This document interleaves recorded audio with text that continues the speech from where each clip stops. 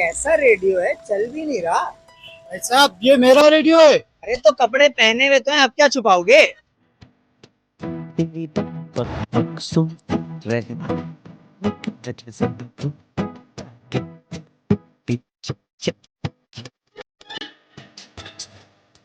भाई ये non PTA पीके जो है वो यहाँ पर इन्होंने चाय का ठेला लगाया हुआ है बिल गेट्स के नाम से। सबसे पहले तो ये बताओ कि ये कपड़े तुमने कहाँ से लिए? भाई डांसिंग कार से। ये कोई नया ब्रांड है?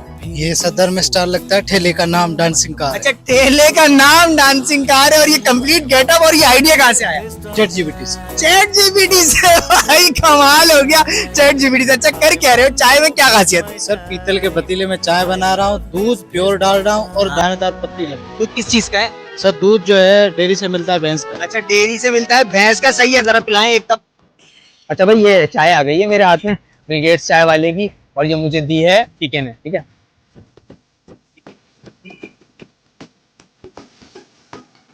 बड़ी ऊपर की चीज है भाई ये। इसका कंपैरिजन कोयटा होटल से नहीं बनता, जो बात सच है मैं आपको बता रहा हूँ। इसकी कॉस्ट के हिसाब से ये वर्थ इट है। मतलब ये गाड़ी चाय है, इसका जायका अलग है, इसकी पत्ती अलग है, इसकी क्वालिटी अलग है।